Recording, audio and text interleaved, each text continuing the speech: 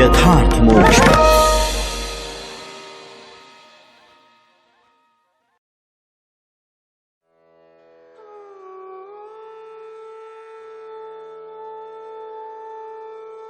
चौथा अध्याय, ऋषभ देव जी का राज्य शासन। श्री सुखदेव जी कहते हैं, राजन, नाभिनंदन के अंग जन्म से ही भगवान विष्णु के वज्र अंकुश आदि चिन्हों से युक्त थे। समता, शांति, वैराग्य और ऐश्वर्य आदि महाविभूतियों के कारण उनका प्रभाव दिनों दिन बढ़ता जाता था। यह देखकर मंत्री आदि प्रकृति वर्ग, प्रजा, ब्राह्मण और देवताओं की यह उत्कट अभिलाषा होने लगी कि ये ही पृथ्वी का शासन करें।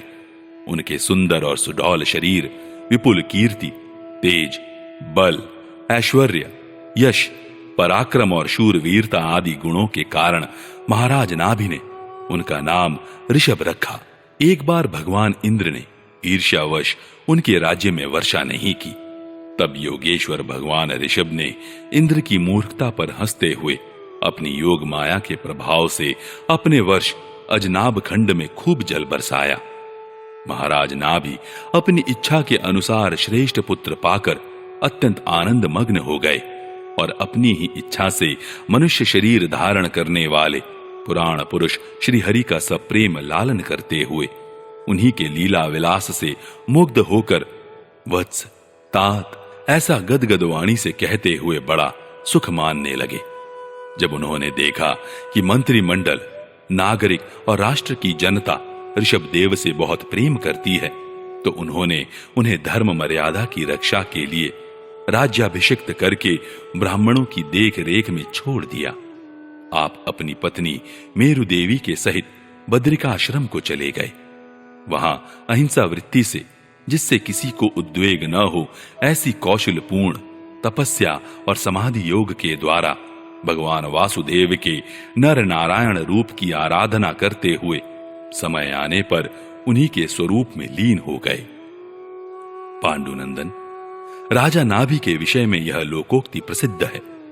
राजऋषि नाभि के उदार कर्मों का आचरण दूसरा कौन पुरुष कर सकता है, जिनके शुद्ध कर्मों से संतुष्ट होकर साक्षात श्रीहरि उनके पुत्र हो गए थे।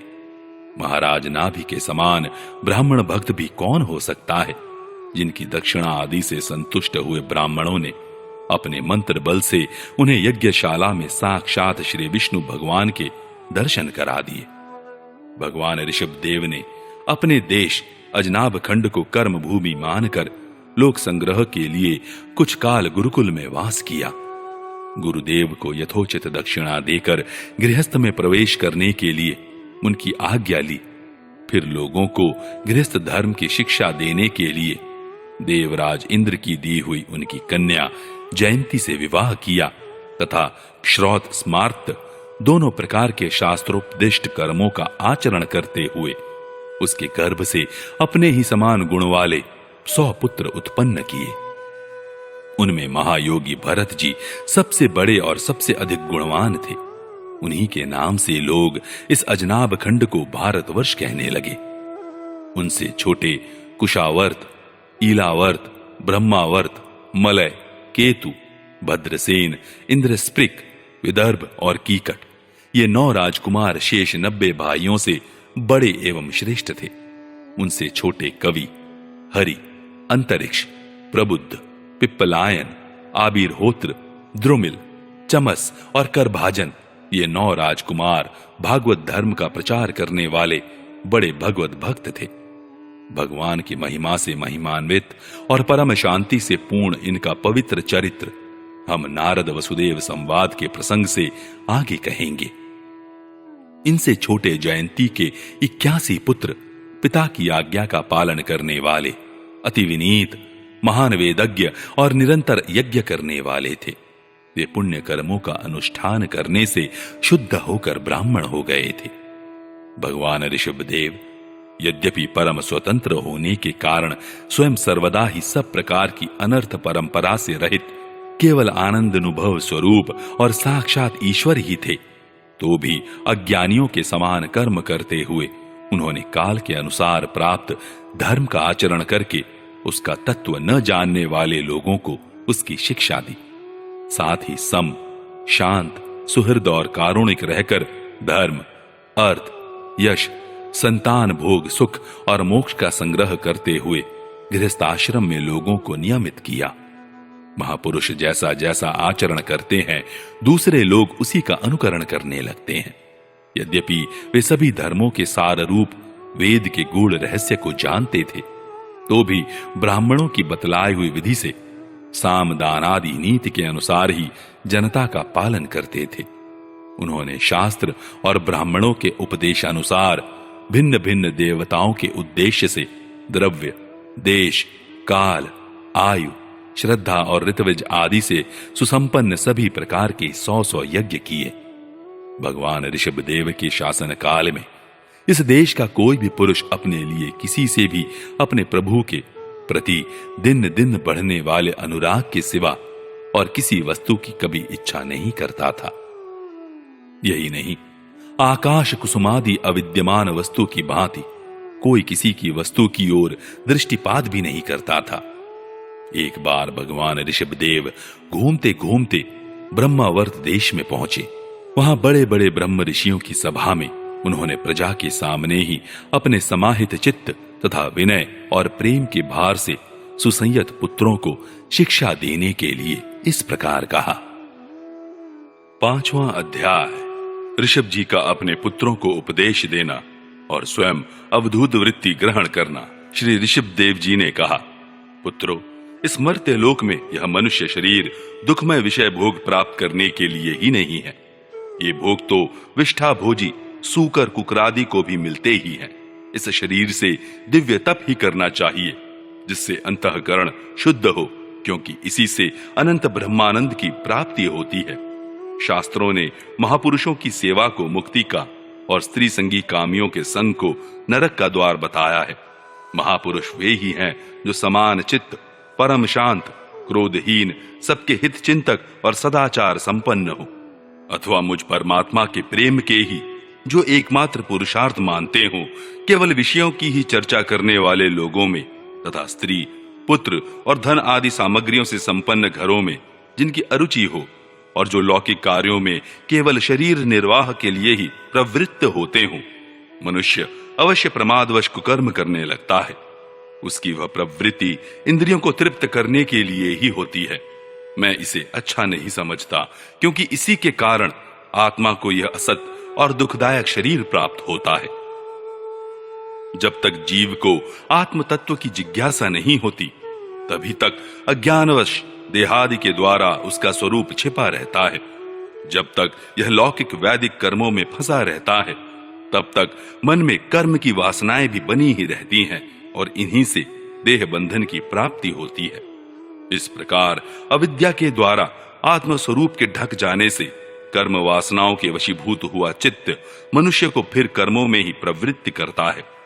अतः जब तक उसको मुझ वासुदेव में प्रीति नहीं होती, तब तक वह देह बंधन से छूट नहीं सकता। स्वार्थ में पागल जीव जब तक विवेक दृष्टि का आश्रय लेकर इंद्रियों की चेष्टाओं को मिथ्या नहीं देखता, तब तक आत्म स्वरूप की स्मृति को खो बैठने के कारण वह अज्ञानवश विषय प्रधान गृह आदि में आसक्त रहता है और तरह तरह के क्लेश उठाता रहता है। स्त्री और पुरुष इन दोनों का जो परस्पर दाम्पत्य भाव है, इसी को पंडित जन उनके हृदय की दूसरी स्थूल एवं दुर्भेद्य ग्रंथि कहते हैं। देहाभिमान रूपी एक एक सूक्ष्म ग्रंथि तो उनमें अलग अलग पहले से ही है। इसी के कारण जीव को देह इंद्रियादि के अतिरिक्त घर, खेत, पुत्र, स्वजन और धन आदि में भी मैं और मेरेपन का मोह हो जाता है। जिस समय कर्म वासनाओं के कारण पड़ी हुई इसकी यह दृढ़ हृदय ग्रंथि ढीली हो जाती है, उसी समय यह दाम्पत्य भाव से निवृत्त हो जाता है और संसार के हेतुभूत अहंकार को त्याग कर सब प्रकार के बंधनों से मुक्त हो परम पद प्राप्त कर लेता है। पुत्रों, संसार सागर से पार होने में कुशल तथा धैर्य, उद्यम एवं सत्वगुण विशिष्ट पुरुष को चाहिए कि सबके आत्मा और गुरु स्वरूप मुझ भगवान में भक्ति भाव रखने से, मेरे परायण रहने से, तृष्णा के त्याग से, सुख दुख आदि द्वंद्वों के सहने से जीव को सभी योनियों में दुख ही उठाना पड़ता है।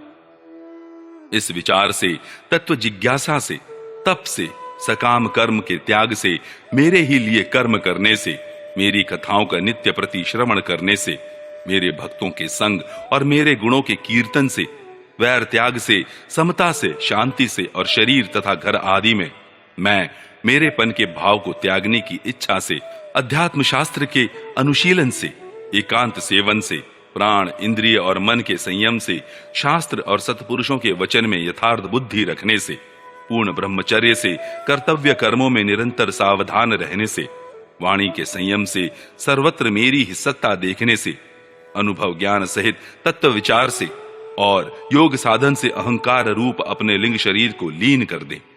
मनुष्य को चाहिए कि वह सावधान रहकर अविद्या से प्राप्त इस हृदय ग्रंथि रूप बंधन को शास्त्रोक्त रीति से इन साधनों के द्वारा भलीभांति काट डाले, क्योंकि यही कर्म संस्कारों के रहने का स्थान है। तदनंतर साधन का भी परित्याग कर दे। जिसको मेरे लोक की इच्छा हो अथवा जो मेरे अनुग्रह की प्राप्ति को ही परम पुरुषार्थ मानता हो, वह राजा हो तो अपनी अबोध प्रजा को, गुरु अपने शिष्य को और पिता अपने पुत्रों को ऐसी ही शिक्षा दे। अज्ञान के कारण यदि वे उस शिक्षा के अनुसार न चलकर कर्म को ही परम पुरुषार्थ मानते रहें, तो भी उन पर क्रोध न करके उन्हें समझा बुझाकर कर्म में प्रवृत्त न होने दे। उन्हें विषयासक्ति युक्त काम्य कर्मों में लगाना तो ऐसा ही है जैसे किसी अंधे मनुष्य को जानबूझकर गड्ढे में ढकेल देना। इससे भला किस पुरुषार्थ की सिद्धि हो सकती है? अपना सच्चा कल्याण किस बात में है, इसको लोग नहीं जानते। इसी से वे तरह तरह की भोग कामनाओं में फंसकर तुच्छ क्षणिक सुख के लिए आपस में वैर ठान लेते हैं और निरंतर विषय भोगों के लिए ही प्रयत्न करते रहते हैं। वे मूर्ख इस बात पर कुछ भी विचार नहीं करते कि इस वैर विरोध के कारण नरक आदि अनंत घोर दुखों की प्राप्ति होगी। गड्ढे में गिरने के लिए उल्टे रास्ते से जाते हुए मनुष्य को जैसे आंख वाला पुरुष उधर नहीं जाने देता, वैसे ही अज्ञानी मनुष्य को अविद्या में फंसकर दुखों की ओर जाते देखकर कौन ऐसा दयालु और ज्ञानी पुरुष होगा जो जानबूझकर भी उसे उसी राह पर जाने दे या जाने के लिए प्रेरणा करे। जो अपने प्रिय संबंधी को भगवत भक्ति का उपदेश देकर मृत्यु की फांसी से नहीं छुड़ाता, वह गुरु गुरु नहीं है, स्वजन स्वजन नहीं है, पिता पिता नहीं है, माता माता नहीं है, इष्ट देव नहीं है और पति पति नहीं है। मेरे इस अवतार शरीर का रहस्य साधारण जनों के लिए बुद्धिगम्य नहीं है। शुद्ध सत्व ही मेरा हृदय है और उसी में धर्म की स्थिति है। मैंने अधर्म को अपने से बहुत दूर पीछे की ओर ढकेल दिया है। इसी से सत्पुरुष मुझे ऋषभ कहते हैं। तुम सब मेरे उस शुद्ध सत्वमय हृदय से उत्पन्न हुए हो, इसलिए मत्सर छोड़कर अपने बड़े भाई भरत की सेवा करो। उसकी सेवा करना मेरी ही सेवा करना है और यही तुम्हारा प्रजा पालन भी है। अन्य सब भूतों की अपेक्षा वृक्ष अत्यंत श्रेष्ठ है, उनसे चलने वाले जीव श्रेष्ठ हैं और उनमें भी कीट आदि की अपेक्षा ज्ञान युक्त पशु आदि श्रेष्ठ हैं। पशुओं से मनुष्य, मनुष्यों से प्रमथगण, प्रमथों से गंधर्व, गंधर्वों से सिद्ध और सिद्धों से देवताओं के अनुयायी किन्नर आदि श्रेष्ठ हैं। उनसे असुर, असुरों से देवता और देवताओं से भी इंद्र श्रेष्ठ हैं।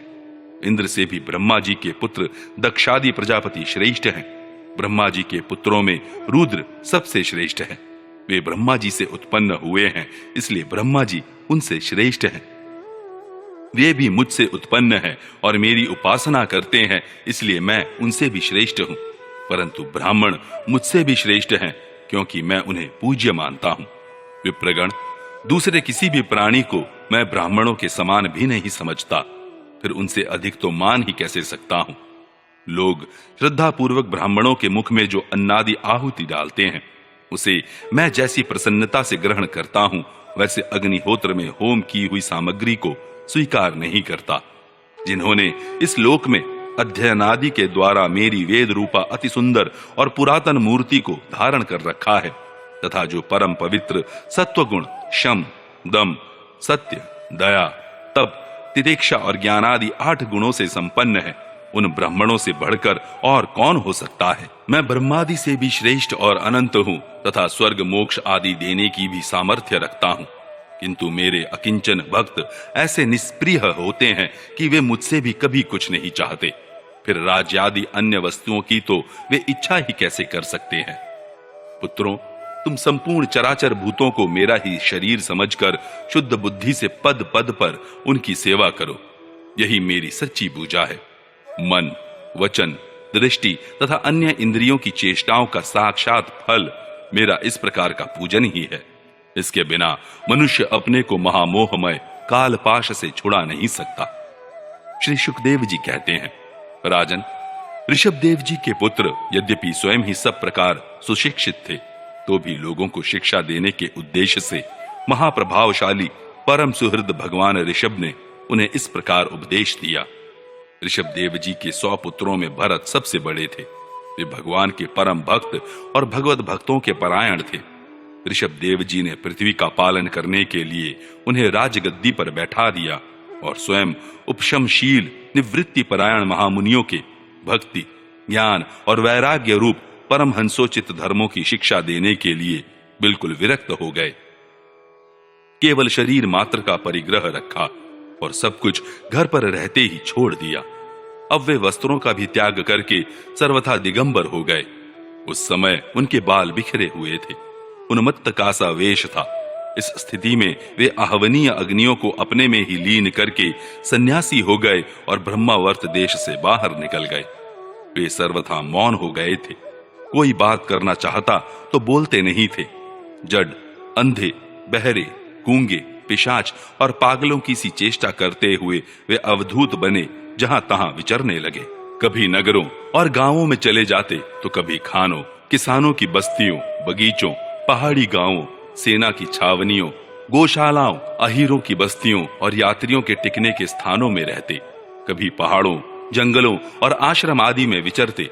वे किसी भी रास्ते से निकलते तो जिस प्रकार वन में विचरने वाले हाथी को मक्खियां सताती हैं, उसी प्रकार मूर्ख और दुष्ट लोग उनके पीछे हो जाते और उन्हें तंग करते। कोई धमकी देते, कोई मारते, कोई पेशाब कर देते, कोई थूक देते, कोई ढेला मारते, कोई विष्ठा और धूल फेंकते, कोई अधोवायु छोड़ते और कोई खोटी खरी सुनाकर उनका तिरस्कार करते। किंतु वे इन सब बातों पर जरा भी ध्यान नहीं देते।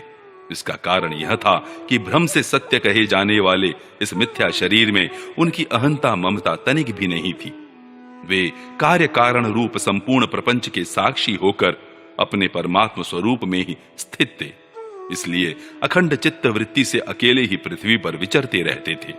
यद्यपि उनके हाथ, पैर, छाती, लंबी लंबी बाहें, कंधे, गले और मुख आदि अंगों की बनावट बड़ी ही सुकुमार थी, उनका स्वभाव से ही सुंदर मुख स्वाभाविक मधुर मुस्कान से और भी मनोहर जान पड़ता था। नेत्र नवीन कमल दल के समान बड़े ही सुहावने, विशाल एवं कुछ लाली लिए हुए थे। उनकी पुतलियां शीतल एवं संताप हारिणी थी। उन नेत्रों के कारण वे बड़े मनोहर जान पड़ते थे। कपोल, कान और नासिका छोटे बड़े न होकर समान एवं सुंदर थे तथा उनके अस्फुट हास्य युक्त मनोहर मुखारविंद की शोभा को देखकर पुरनारियों के चित्त में कामदेव का संचार हो जाता था। तथापि उनके मुख के आगे जो भूरे रंग की लंबी लंबी घुंघराली लटें लटकी रहती थीं, उनके महान भार और अवधूतों के समान धूलि धूसरित देह के कारण वे ग्रहग्रस्त मनुष्य के समान जान पड़ते थे। जब भगवान ऋषभ देव ने देखा कि यह जनता योग साधन में विघ्न रूप है और इससे बचने का उपाय बीभत्स वृत्ति से रहना ही है, तब उन्होंने अजगर वृत्ति धारण कर ली। वे लेटे ही लेटे खाने पीने, चबाने और मलमूत्र त्याग करने लगे। वे अपने त्यागे हुए मल में लोट लोट कर शरीर को उससे सान लेते। उनके मल में दुर्गंध नहीं थी, बड़ी सुगंध थी और वायु उस सुगंध को लेकर उनके चारों ओर 10 योजन तक सारे देश को सुगंधित कर देती थी। इसी प्रकार गौ, मृग और काकादि की वृत्तियों को स्वीकार कर वे उन्हीं के समान कभी चलते हुए, कभी खड़े खड़े, कभी बैठे हुए और कभी लेटे लेटे ही खाने पीने और मलमूत्र का त्याग करने लगते थे। परीक्षित, परमहंसों को त्याग के आदर्श की शिक्षा देने के लिए इस प्रकार मोक्षपति भगवान ऋषभ देव ने कई तरह की योगचर्याओं का आचरण किया। वे निरंतर सर्वश्रेष्ठ महान आनंद का अनुभव करते रहते थे। उनकी दृष्टि में निरुपाधिक रूप से संपूर्ण प्राणियों की आत्मा अपने आत्म स्वरूप भगवान वासुदेव से किसी प्रकार का भेद नहीं था। इसलिए उनके सभी पुरुषार्थ पूर्ण हो चुके थे। उनके पास आकाश गमन, मनोजवित्व, अंतर्धान, परकाय प्रवेश, दूर की बातें सुन लेना और दूर के दृश्य देख लेना आदि सब प्रकार की सिद्धियां अपने आप ही सेवा करने को आईं, परंतु उन्होंने उनका मन से आदर या ग्रहण नहीं किया। छठा अध्याय, ऋषभदेव जी का देह त्याग। राजा परीक्षित ने पूछा, भगवान, योग रूप वायु से प्रज्वलित हुई ज्ञानाग्नि से जिनके रागादि कर्म बीज दग्ध हो गए हैं, उन आत्मा राम मुनियों को दैववश यदि स्वयं ही अणिमादि सिद्धियां प्राप्त हो जाएं, तो वे उनके राग द्वेषादि क्लेशों का कारण तो किसी प्रकार हो नहीं सकती। फिर भगवान ऋषभ ने उन्हें स्वीकार क्यों नहीं किया? श्री सुखदेव जी ने कहा, तुम्हारा कहना ठीक है, किंतु संसार में जैसे चालाक व्याध अपने पकड़े हुए मृग का विश्वास नहीं करते, उसी प्रकार बुद्धिमान लोग इस चंचल चित्त का भरोसा नहीं करते। ऐसा ही कहा भी है, इस चंचल चित्त से कभी मैत्री नहीं करनी चाहिए। इसमें विश्वास करने से ही मोहिनी रूप में फंसकर महादेव जी का चिरकाल का संचित तप क्षीण हो गया था। जैसे वह व्यभिचारिणी स्त्री जार पुरुषों को अवकाश देकर उनके द्वारा अपने में विश्वास रखने वाले पति का वध करा देती है, उसी प्रकार जो योगी मन पर विश्वास करते हैं, उनका मन काम और उसके साथ ही क्रोधादि शत्रुओं को आक्रमण करने का अवसर देकर उन्हें नष्ट भ्रष्ट कर देता है। काम, क्रोध, मद, लोभ, मोह और भय आदि शत्रुओं का तथा कर्म बंधन का मूल तो यह मन ही है। इस पर कोई भी बुद्धिमान कैसे विश्वास कर सकता है? इसी से भगवान ऋषभदेव यद्यपि इंद्रादि सभी लोकपालों के भी भूषण स्वरूप थे, तो भी वे जड़ पुरुषों की भांति अवधूतों के से विविध वेश, भाषा और आचरण से अपने ईश्वरीय प्रभाव को छिपाए रहते थे।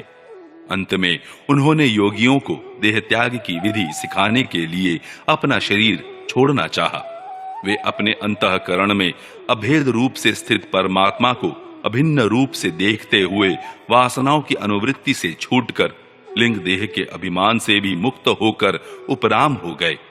इस प्रकार लिंग देह के अभिमान से मुक्त भगवान ऋषभदेव जी का शरीर योग माया की वासना से केवल अभिमानाभास के आश्रय ही इस पृथ्वी तल पर विचरता रहा। वह दैववश कोंक, वेंक और दक्षिण आदि कुटक कर्नाटक के देशों में गया और मुंह में पत्थर का टुकड़ा डाले तथा बाल बिखेरे उन्मत्त के समान दिगंबर रूप से कुटकाचल के वन में घूमने लगा। इसी समय झंझावात से झकझोरे हुए बांसों के घर्षण से प्रबल दावाग्नि धधक उठी और उसने सारे वन को अपनी लाल लाल लपटों में लेकर ऋषभदेव जी के सहित भस्म कर दिया। राजन, जिस समय कलियुग में अधर्म की वृद्धि होगी, उस समय कोंक, वेंक और कुटक देश का मंदमती राजा अरहत वहां के लोगों से ऋषभदेव जी के आश्रमातीत आचरण का वृत्तांत सुनकर तथा स्वयं उसे ग्रहण कर लोगों के पूर्व संचित पाप फल रूप होनहार के वशीभूत हो भय रहित स्वधर्म पथ का परित्याग करके अपनी बुद्धि से अनुचित और पाखंड पूर्ण कुमार्ग का प्रचार करेगा। उससे कलयुग में देव माया से मोहित अनेकों अधम मनुष्य अपने शास्त्र विहित शौच और आचार को छोड़ बैठेंगे। अधर्म बहुल कलयुग के प्रभाव से बुद्धिहीन हो जाने के कारण वे स्नान न करना, आचमन न करना, अशुद्ध रहना, केश नुचवाना आदि ईश्वर का तिरस्कार करने वाले पाखंड धर्मों को मनमाने ढंग से स्वीकार करेंगे और प्राय वेद, ब्राह्मण एवं भगवान यज्ञ पुरुष की निंदा करने लगेंगे। वे अपनी इस नवीन अवैधिक स्वेच्छाकृत प्रवृत्ति में अंध परंपरा से विश्वास करके मतवाले रहने के कारण स्वयं ही घोर नरक में गिरेंगे। भगवान का यह अवतार रजोगुण से भरे हुए लोगों को मोक्ष मार्ग की शिक्षा देने के लिए ही हुआ था। इसके गुणों का वर्णन करते हुए लोग इन वाक्यों को कहा करते हैं, अहो 7 समुद्रों वाली पृथ्वी के समस्त द्वीप और वर्षों में यह भारतवर्ष बड़ी ही पुण्य भूमि है, क्योंकि यहाँ के लोग श्री हरि के मंगलमय अवतार चरित्रों का गान करते हैं। अहो महाराज प्रियव्रत का वंश बड़ा ही उज्जवल एवं सुयशपूर्ण है, जिसमें पुराण पुरुष श्री आदि नारायण ने ऋषभ अवतार लेकर मोक्ष की प्राप्ति कराने वाले पारमहंस्य धर्म का आचरण किया। अहो इन जन्म रहित भगवान ऋषभ देव के मार्ग पर कोई दूसरा योगी मन से भी कैसे चल सकता है, क्योंकि योगी लोग जिन योग सिद्धियों के लिए लालायित होकर निरंतर प्रयत्न करते रहते हैं, उन्हें इन्होंने अपने आप प्राप्त होने पर भी असत समझकर त्याग दिया था। राजन, इस प्रकार संपूर्ण वेद, लोक, देवता, ब्राह्मण और गौओं के परम गुरु भगवान ऋषभ देव का यह विशुद्ध चरित्र मैंने तुम्हें सुनाया। यह मनुष्यों के समस्त पापों को हरने वाला है। जो मनुष्य इस परम मंगलमय पवित्र चरित्र को एकाग्र चित्त से श्रद्धा पूर्वक निरंतर सुनते या सुनाते हैं, उन दोनों की ही भगवान वासुदेव में अनन्य भक्ति हो जाती है। तरह तरह के पापों से, पूर्ण सांसारिक तापों से अत्यंत तपे हुए अपने अंतःकरण को पंडित जन इस भक्ति सरिता में ही नित्य निरंतर नहलाते रहते हैं।